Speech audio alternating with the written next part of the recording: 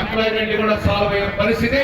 దాదాపుగా 20 లక్షల ఉద్యోగాలు ఇస్తామని కూడా మొన్ననే హామీ ఇవ్వడం జరిగింది 24లో.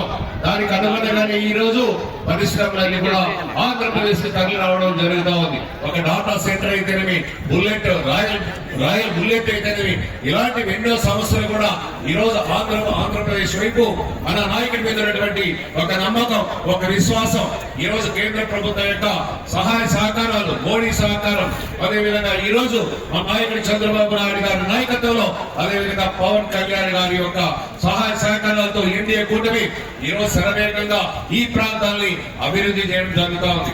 ఒక్కటే ప్రజలంతా కూడా ఆలోచన చేయవలసినటువంటి అవసరం ఉంది. ఈ రోజు తెలుగుదేశం పార్టీ శరవేగంగా అభివృద్ధి కార్యక్రమాలు చేస్తున్నాం, ప్రజలంతా గమనించాలి. ఈ రోజు అప్పుడే స్టార్ట్ చేశారు. 2 సంవత్సరాలు అయితేనే ఏదో వచ్చేస్తాం, పొడి చేస్తాం, మేము వైఎస్ఆర్ పార్టీ అధికారంలోకి వస్తామని చెప్తా ఉన్నారు. ఇంకా బుద్ధి జ్ఞానం ఉంటే ఎవరైనా వైఎస్ఆర్ పార్టీ ఓట్లు వేస్తారా మిమ్మల్ని ప్రశ్నిస్తా ఉన్నా. ఎంతో ఇబ్బంది పడ్డామన్నా తర్వాత ఇబ్బంది పడతానా. ఈ రోజు మొన్నే మీకు ఉపాధ్యాయులందరూ కూడా ఏంటి పెన్షన్స్ కూడా పునరుద్ధరించడం జరిగింది. 11,000 మంది ఉపాధ్యాయులకు సంబంధించినటువంటి జీవాలు కూడా మొన్ననే మన నాయకుడు చంద్రబాబు నాయుడు గారు రిలీజ్ చేయడం జరిగింది. ఈ రోజు ఉద్యోగస్తులు కూడా ఆలోచన చేయాలా. ఉద్యోగస్తులు కూడా తెలుగుదేశం పార్టీకి, ప్రభుత్వానికి సహాయ సహకారాలు అందించాల్సినటువంటి అవసరం ఉంది. అదే విధంగా ఉద్యోగస్తులకు సాలరీస్ కూడా లేవు ఆ కాలంలో. అయితే ఇప్పుడేదన్నా మీరు కూడా పొరపాటు చేస్తే అదే చూస్తా, మీ పిల్లలకు కూడా వీలునామా రాసుకోవాలా. ఏమని వైఎస్ఆర్ జగన్మోహన్ రెడ్డి రాణిస్తే సాలరీస్ కూడా రావు, ఉద్యోగాలు రావు.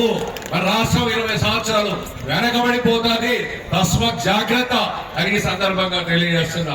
మీరు కూడా నవ్వుతా ఉన్నారు. మీకు బ్రహ్మాండంగా బెనిఫిట్స్ అన్ని వచ్చాయి, అవునా కాదా? మహిళలకి ఉచిత బస్సు వచ్చింది, సిలిండర్స్ వచ్చాయి, అదేవిధంగా పెన్షన్స్ వస్తున్నాయి. ఈ రోజు చంద్రబాబు నాయుడు గారు ఆ రోజు 4,000 ఇస్తామని చెప్పి మొదటి సంతకం చేసి ఈ రోజు పెన్షన్స్ కూడా ఇవ్వడం జరుగుతుంది. 1వ తారీఖు వస్తేనే దాదాపుగా 3,000 కోట్లు అనుకుంటా, అంటే దాదాపుగా 40,000 కోట్ల రూపాయల బడ్జెట్ ని ఈ రోజు ఓన్లీ పెన్షన్స్ కి ఇవ్వడం జరుగుతా ఉంది. కాబట్టి కష్టం ఉంది. ఈ రోజు ఇబ్బందులు ఉన్నాం, ఆర్థికంగా ఇబ్బందులు ఉన్నాం. అయినా ఒక నాయకుడు అవగాహన, ఆలోచన, పరిపాలన తెలిసినటువంటి వ్యక్తి కాబట్టి ఈ రోజు తెలుగుదేశం పార్టీ బాగా కష్టమున్న, ఇబ్బంది ఉన్న, ఆర్థిక ఇబ్బందులున్నా కూడా ముందుకు వెళ్ళడం జరుగుతూ ఉంది.